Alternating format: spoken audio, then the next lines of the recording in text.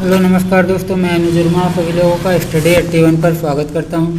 आज हमारा second practice set है जो बाल विकास एवं शिक्षा शास्त्र का करेंगे। तो पहला क्वेश्चन हमारा है विविध पृष्ठभूमियों के अधिगमकर्ताओं को संबोधित करने हेतु एक अध्यापक को क्या चाहिए? सभी के लिए मानकीकृत आकलनों का इस्तेमाल करना चाहिए। ऐसे कथनों का इस्तेमाल करना चाहिए जो नकारात्मक रूढ़िबद्ध धारणाओं से को मजबूत करें। विविधता संबंधी मुद्दों पर बातचीत टालनी चाहिए। विविध विन्यासों के उदाहरण लेने चाहिए। तो हमारा राइट आंसर क्या हो जाएगा? विविध विन्यासों के उदाहरण लेने चाहिए। फिर अगला क्वेश्चन, समस्या समाधान क्षमताओं को किस प्रकार सुसाध्य किया जा सकता है? समस्या समाधान क्षमताओं को किस प्रकार सुसाध्य किया जा सकता है?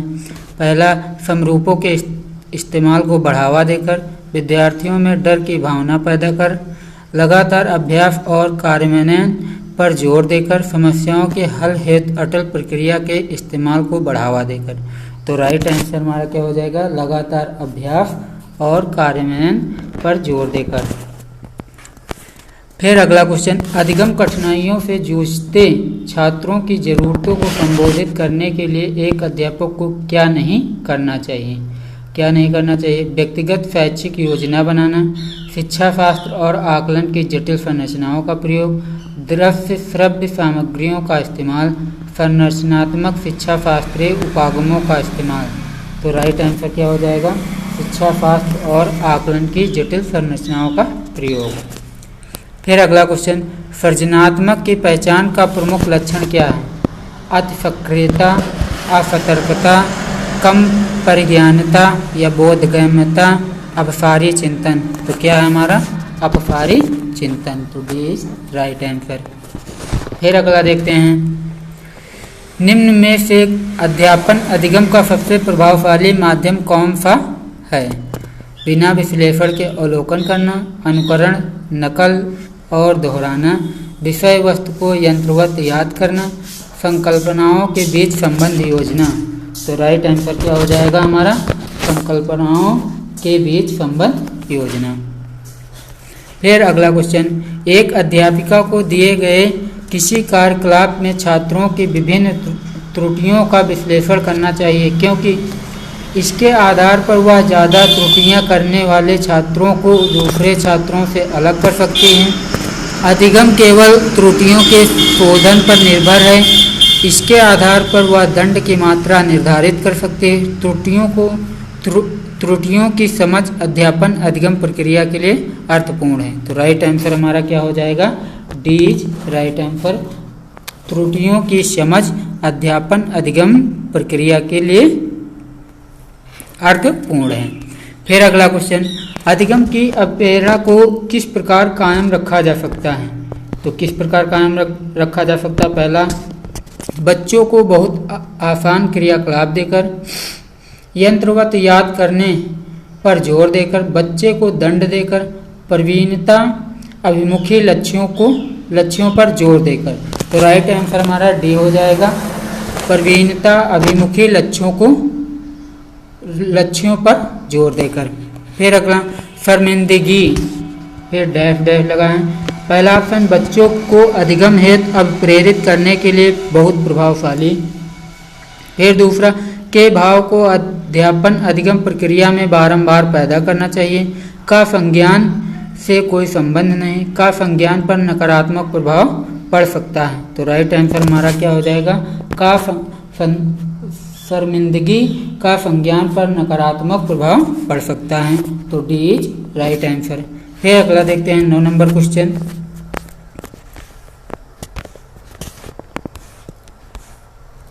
अधिगम का संरचनात्मक विचार यह सुझाव देता है कि ज्ञान की संरचना में बच्चे सक्रिय भूमिका निभाते हैं। बच्चे पूर्ण रूप से पाठ्य पुस्तकों पर निर्भर रहते हैं। बच्चों की कोई भूमिका नहीं होती है। बच्चे पूर्ण रूप से वयस्कों पर निर्भर रहते हैं। तो राइट आंसर हमारा क्या हो जाएगा? बच्चे सक्रिय भूमिका निभाते हैं। तो ए इज राइट आंसर। फिर अगला है, अधिगम के लिए निम्न में से कौन सी धारणा उपयुक्त है? अधिगम के लिए निम्न में से कौन सी धारणा उपयुक्त है? प्रयासों में कोई फर्क नहीं पड़ता। नंबर दूसरा, असफलता अनियंत्रित है। तीसरा, योग्यता सुधार्य है। चौथा, योग्यता अटल है। तो राइट आंसर हमारा क्या हो जाएगा? योग्यता सुधार्य है। योग्यता क्या है? सुधार्य है। फिर निम्न में से कौन सी परिपाटी विद्यार्थियों में संकल्पनात्मक समझ में बढ़ोतरी करने में सहायक है? पहला, बारंबार परीक्षाएं। दूसरा, अन्वेषण और संवाद। तीसरा, प्रतिस्पर्धा आधारित प्रतिस्पर्धाएं। चौथा, पाठ्य पुस्तक केंद्रित शिक्षा शास्त्र। तो राइट आंसर हमारा क्या हो जाएगा? अन्वेषण और संवाद। पीस राइट आंसर। फिर अगला है, बच्चों को सीखने में कठिनाई होती है जब अधिगम सामाजिक संदर्भ में हो, विषय वस्तु को बहुरूपों में प्रस्तुत किया गया हो, सूचना अलग अलग टुकड़ों में प्रस्तुत की जाए, वो आंतरिक रूप से अप्रेरित हों। तो राइट आंसर हमारा क्या हो जाएगा? सूचना अलग अलग टुकड़ों में प्रस्तुत की जाए। फिर अधिगम की सर्वोत्तम अवस्था कौन सी है? संतुलित उत्तेजना, कोई भय नहीं। कोई उत्तेजना नहीं, कोई भय नहीं। उच्च उत्तेजना, उच्च भय। निम्न उत्तेजना, उच्च भय। तो राइट आंसर हमारा क्या हो जाएगा? संतुलित उत्तेजना, कोई भय नहीं, कोई भय नहीं। फिर अगला है, बच्चों के विकास की व्यक्तिगत विभिन्नताओं को किस पर प्रतिरोपित किया जा सकता है? किस पर प्रतिरोपित किया जा सकता है? ना आनुवंशिकता पर, ना पर्यावरण पर। आनुवंशिकता एवं पर्यावरण की परस्परिकता पर, केवल आनुवंशिकता पर, केवल पर्यावरण पर। तो राइट आंसर हमारा क्या हो जाएगा? बीज राइट आंसर। आनुवंशिकता एवं पर्यावरण की परस्परिकता पर। फिर अगला है, एक कार्य के दौरान सायना स्वयं से बात कर रही है कि वह कार्य किस प्रकार प्रगति कर सकती है। लेओ वाइगोत्स्की के भाषा और चिंतन सोच के बारे में दिए गए विचारों के अनुसार इस तरह का व्यक्तिगत वाक्य क्या दर्शाता है? तो क्या दर्शाता है? पहला ऑप्शन आत्म केंद्रितता। दूसरा, मनोवैज्ञानिक विकार। तीसरा, संज्ञात्मक अपरिपक्वता। चौथा, स्वतः नियमन। तो राइट आंसर हमारा क्या हो जाएगा? स्वतः नियमन। फिर मूल्यांकन पद्धतियों का लक्ष्य होना चाहिए। मूल्यांकन पद्धतियों का लक्ष्य होना चाहिए विद्यार्थियों की जरूरतों एवं आवश्यकताओं की पहचान करना। दूसरा, पुरस्कार वितरण हेतु उच्च अंक प्राप्त करने वाले विद्यार्थियों की पहचान करना। तीसरा, विद्यार्थियों को नामांकित करना। चौथा, योग्यता आधारित समूहों में विद्यार्थियों को विभाजित करना। तो राइट आंसर हमारा क्या हो जाएगा? विद्यार्थियों की जरूरतों एवं आवश्यकताओं की पहचान करना। फिर अगला क्वेश्चन, एक गतिविधि के दौरान छात्रों को संघर्ष करते देख एक अध्यापिका बच्चों को संकेत और इशारे जैसे क्या, क्यों, कैसे प्रदान करने का फैसला लेती है। लेओ वाइगोत्स्की के सिद्धांत के अनुसार अध्यापिका की यह योजना है अध्यापिका की। पहला ऑप्शन, छात्रों में प्रत्याहार या निकास प्रवृत्तियां पैदा करेगी। अधिगम की प्रक्रिया में अर्थहीन होगी। बच्चों को अधिगम के लिए अनुप्रेरित या निष्प्रेरित करेगी। अधिगम के लिए पाठ आधारभूत संरचना का काम करेगी। तो राइट आंसर हमारा क्या हो जाएगा? अधिगम के लिए पाठ या आधारभूत संरचना का काम करेगी। फिर एक खेल क्रिया के दौरान चोट लगने पर रोहन रोने लगा। यह देखकर उसके पिता ने कहा, लड़कियों की तरह व्यवहार ना करो, लड़के रोते नहीं। पिता का यह कथन है। तो पिता का यह कथन कैसा है? तो पहला ऑप्शन लैंगिक भेदभाव को कम करता है। दूसरा, लैंगिक समानता को बढ़ावा देता है। तीसरा, लैंगिक रूढ़िवादियों को दर्शाता है। चौथा, लैंगिक रूढ़िवादियों को चुनौती देता है। तो राइट आंसर लैंगिक रूढ़िवादियों को दर्शाता है। फिर अगला क्वेश्चन 19 नंबर, एक प्रगतिशील कक्षा में पहला ऑप्शन ज्ञान की संरचना के लिए प्रचुर मौके प्रदान करने चाहिए। दूसरा ऑप्शन विद्यार्थियों को उनके अंकों के आधार पर नामांकित करना चाहिए। तीसरा ऑप्शन अध्यापक को अटल पाठ्यक्रम का पालन करना चाहिए। चौथा ऑप्शन विद्यार्थियों में प्रतिस्पर्धा पर बल देना चाहिए। तो राइट आंसर हमारा क्या हो जाएगा, ज्ञान की संरचना के लिए प्रचुर मौके प्रदान करने चाहिए। तो ए इज राइट आंसर। फिर अगला हमारा है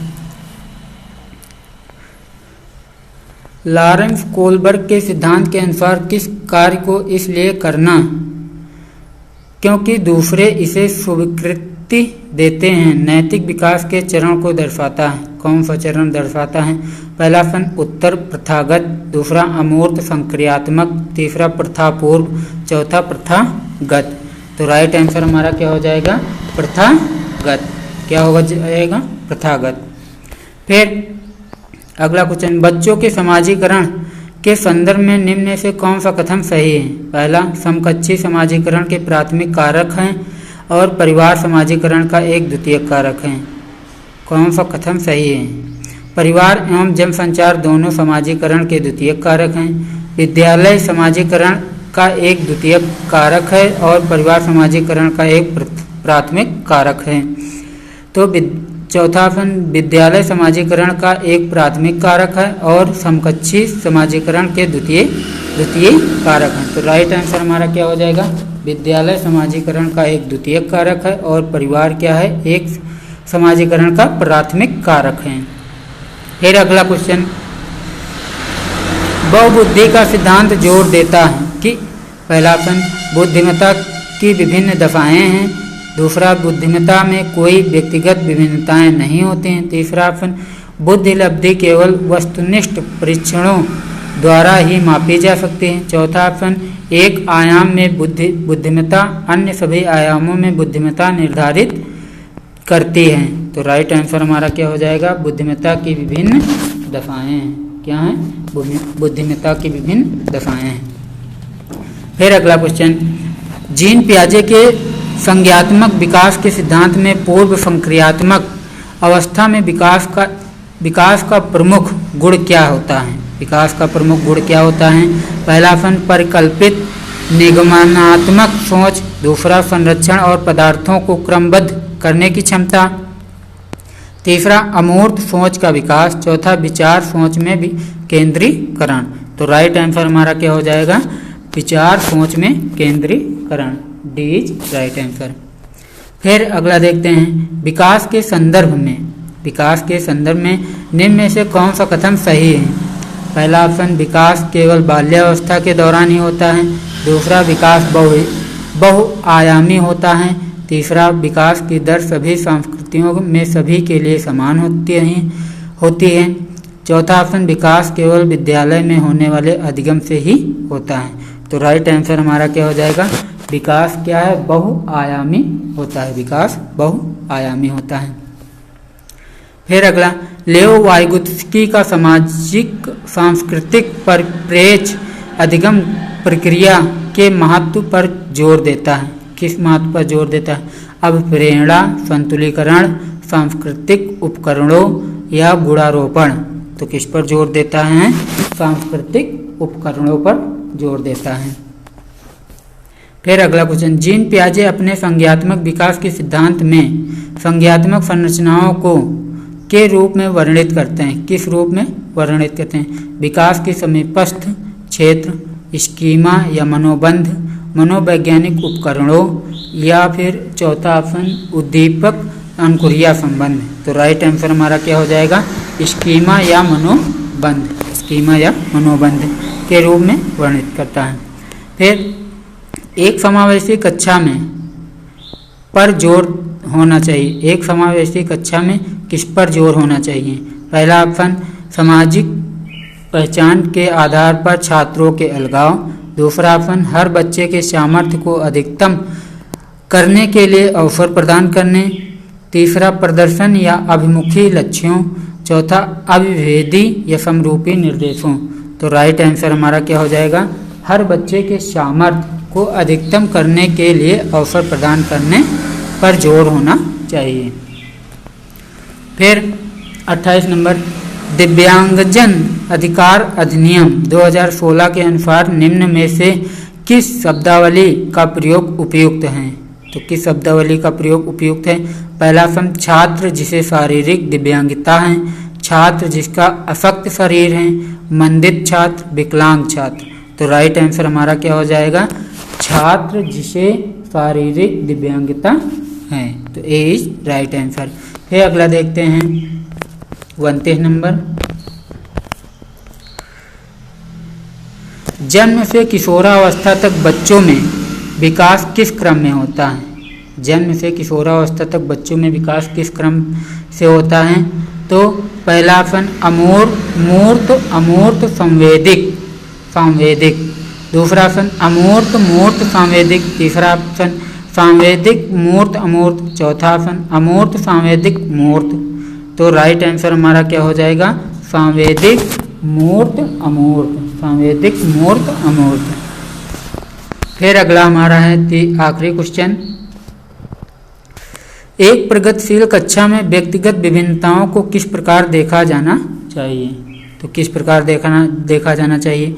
पहला ऑप्शन योग्यता आधारित समूह बनाने का मापदंड, दूसरा ऑप्शन अध्यापन अधिगम प्रक्रिया की परियोजना के लिए महत्वपूर्ण, चौथा ऑप्शन अधिगम की प्रक्रिया में बाधा, तीसरा ऑप्शन अध्यापक के पक्ष पर असफलता। तो राइट आंसर हमारा क्या हो जाएगा? अध्यापन अधिगम की परियोजना के लिए महत्वपूर्ण। तो बी इज राइट आंसर। अगर आप लोगों को ये वीडियो अच्छा लगा हो तो प्लीज़ इसको लाइक करें, सब्सक्राइब कर लें, बेल आइकन का बटन दबा दें। अभी सीटेट का एग्ज़ाम होने वाला है, उसके लिए महत्वपूर्ण आपका प्रैक्टिस सेट है। तो जय हिंद, थैंक यू।